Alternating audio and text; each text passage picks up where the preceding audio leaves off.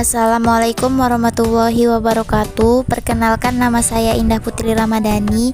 Saya akan mempresentasikan ringkasan dari materi pertemuan 7 Ilmu Alamiah Dasar, yang mana judul materinya yaitu 1. Alam pikiran manusia, perkembangan alam pikiran manusia dan sejarah pengetahuan manusia. 2. Teori terbentuknya alam semesta. Di sini saya akan menjelaskan terlebih dahulu materi yang pertama. Alam pikiran manusia, perkembangan alam pikiran dan sejarah pengetahuan manusia. Perkembangan fisik manusia. Tubuh manusia berubah mulai sejak berupa sel sederhana yang selanjutnya secara bertahap menjadi manusia yang sempurna. Sel sederhana berasal dari sel kromosom sperma yang identik dengan kromosom sel telur. Pada prosesnya akan terjadi kromosom yang tidak homolog yang akan menjadi laki-laki. 5 minggu setelah terjadi konsepsi, bakal jantung mulai berdenyut yang selanjutnya akan menjadi serambi kiri dan kanan pada minggu ke-9.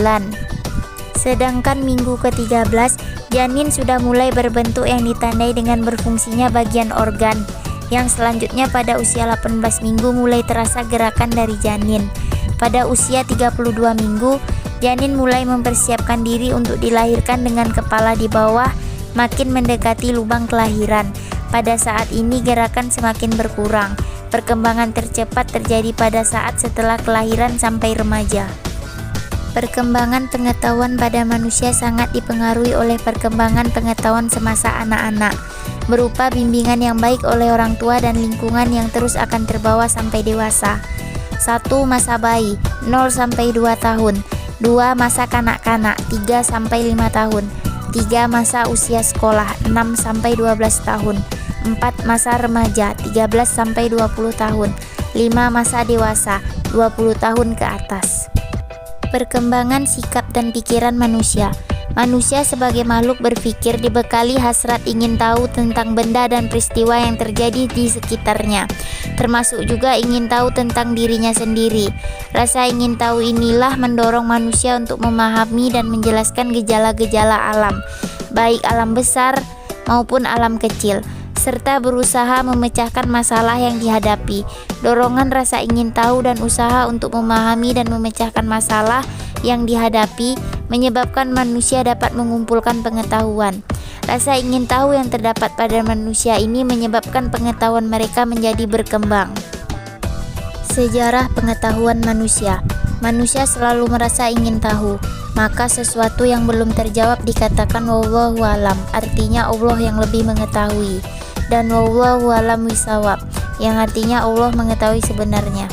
Perkembangan lebih lanjut dari rasa ingin tahu manusia ialah untuk memenuhi kebutuhan non-fisik atau kebutuhan alam pikirannya. Untuk itu manusia mereka-reka sendiri jawabannya.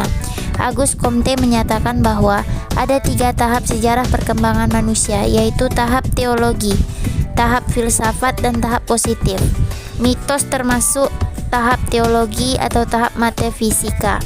Mitologi adalah pengetahuan tentang mitos, merupakan kumpulan cerita-cerita mitos.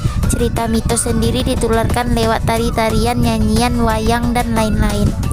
Secara garis besar, mitos dibedakan atas 3 macam, yaitu mitos sebenarnya, cerita rakyat, dan legenda. Mitos timbul akibat keterbatasan pengetahuan, penalaran dan pencainderaan manusia, serta keingintahuan manusia yang telah dipenuhi walaupun hanya sementara. Isu yang berkembang. Manusia tidak hanya ingin memenuhi kebutuhan fisiknya, tetapi juga ingin memenuhi kebutuhan non-fisik atau kebutuhan alam pikirannya. Rasa ingin tahu manusia ternyata tidak dapat terjawab atas dasar pengamatan maupun pengalamannya. Untuk memuaskan alam pikirannya, manusia membuat atau mereka-reka sendiri jawabannya. Contohnya, apakah pelangi itu? Karena tak dapat dijawab, mereka reka dengan jawaban bahwa pelangi adalah selendang bidadari. Muncul pengetahuan baru, yaitu bidadari. Isu itu timbul disebabkan antara lain karena keterbatasan alat indera manusia, misalnya penglihatan, penginderaan, bau dan rasa, alat perasa. Pandangan menurut Al-Quran. Manusia adalah makhluk religius yang percaya akan adanya Tuhan yang Maha Adil. Manusia merupakan makhluk paling sempurna yang pernah diciptakan oleh Allah Subhanahu wa Ta'ala. Kesempurnaan yang dimiliki oleh manusia merupakan suatu konsekuensi fungsi dan tugas mereka sebagai khalifah di muka bumi ini.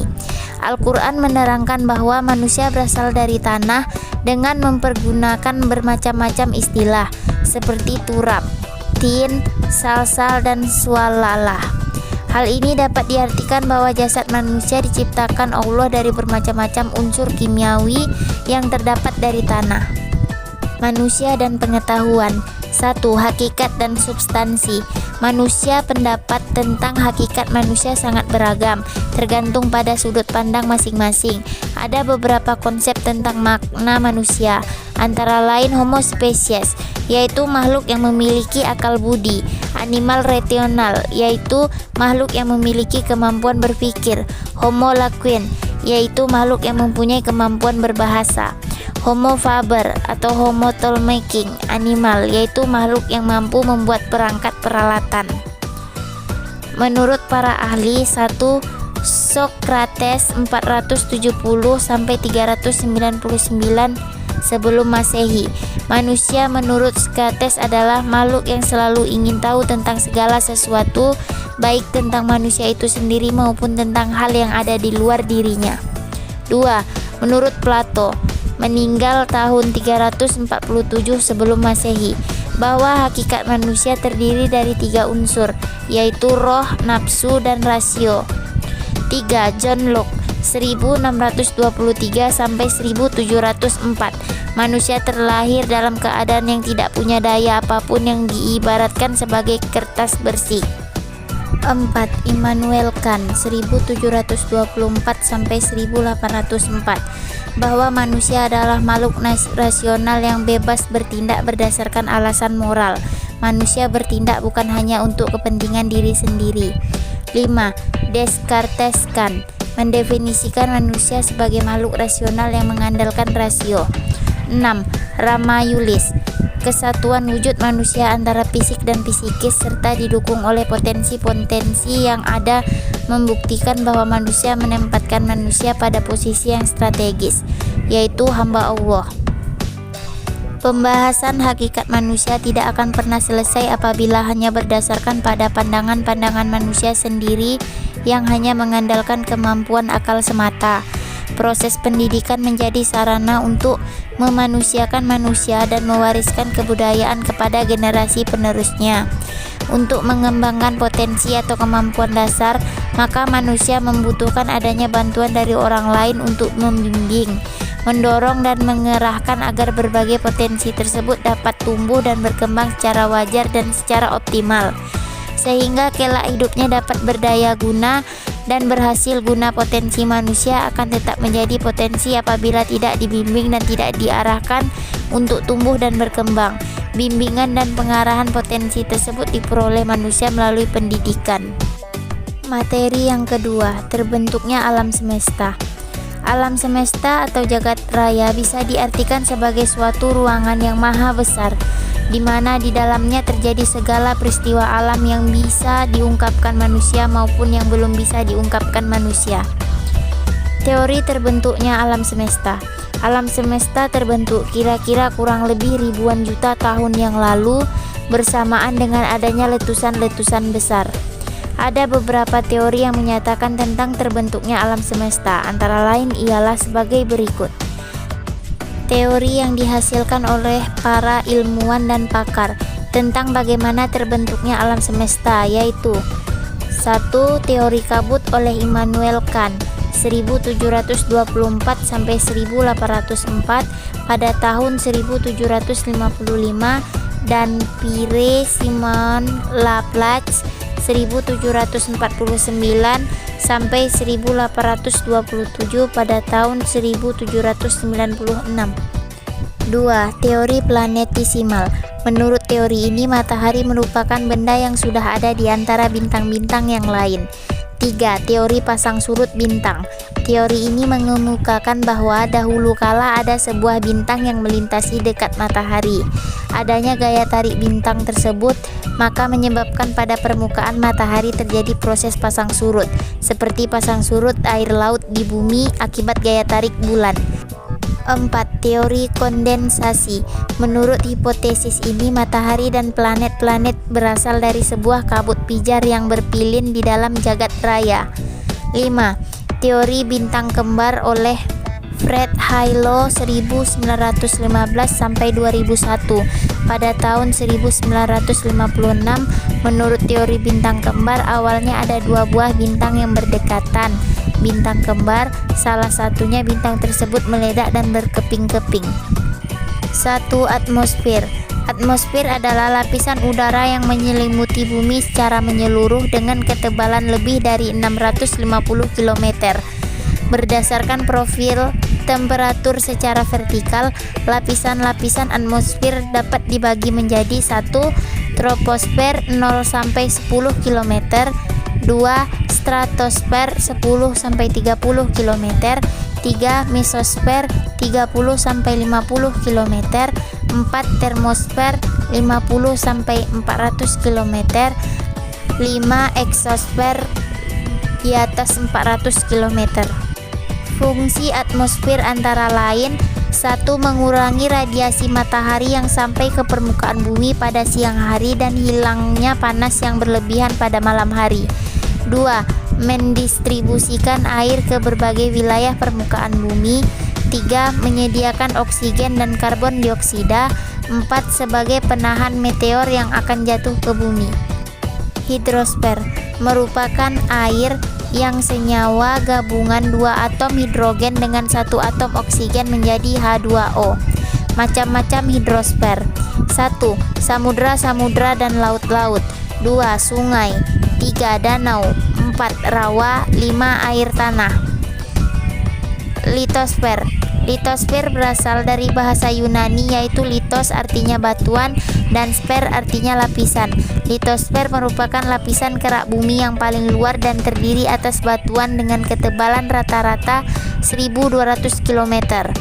Litosfer terdiri dari dua bagian utama, yaitu 1. Lapisan sial, yaitu lapisan kulit bumi yang tersusun atas logam silisium dan aluminium. Senyawanya dalam bentuk S1O2 dan A12O3. 2. Lapisan sima, silisium magnesium, yaitu lapisan kulit bumi yang tersusun oleh logam-logam silisium dan magnesium dalam bentuk senyawa S1O2 dan MgO. Lapisan ini mempunyai berat jenis yang lebih besar daripada lapisan sial karena mengandung besi dan magnesium, yaitu mineral ferro, magnesium dan batuan basal. Biosfer. Biosfer merupakan sistem kehidupan paling besar karena terdiri dari gabungan ekosistem yang ada di planet bumi. Pedosfer. Secara umum, pedosfer adalah lapisan paling atas dari permukaan bumi, tempat berlangsungnya proses pembentukan tanah. Secara sederhana, pedosfer diartikan sebagai lapisan tanah yang menempati bagian paling atas dari litosfer. Asal mula kehidupan di bumi. Bumi kita dahulu berbentuk dalam keadaan hangat dan pijar yang secara perlahan-lahan bumi mengadakan kondensasi atau lebih dingin sehingga pada suatu saat terbentuklah kerak atau kulit bumi. Bagian yang berbentuk cair membentuk samudra atau hidrosfer, sedangkan bagian yang berbentuk gas disebut atmosfer dan yang berbentuk padat disebut litosfer. Lapisan bumi yang dihuni oleh berbagai makhluk hidup melangsungkan kehidupannya disebut biosfer. Dalam kehidupan makhluk hidup tersebut terbentuk suatu sistem hubungan antara makhluk hidup dengan materi dan energi yang mengelilinginya. Ciri-ciri sebuah benda hidup atau makhluk hidup ialah: 1. Melakukan pertukaran zat atau metabolisme, yakni adanya zat yang masuk dan keluar. 2. Tumbuh atau bertambah besar karena pertambahan dari dalam dan bergerak. 3. Melakukan reproduksi atau berkembang biak. 4. Memiliki irabilitas atau kepekaan terhadap rangsangan dan memberikan reaksi terhadap rangsangan itu. 5. Memiliki kemampuan mengadakan adaptasi terhadap lingkungan. Kapan mulai ada kehidupan di bumi? Dari mana asal kehidupan di bumi? Kita mengenal beberapa hipotesis tentang asal mula kehidupan. Perlu diketahui bahwa hipotesis yang dikemukakan para ahli tidak terlepas dari cara penalaran seseorang dari zaman ke zaman.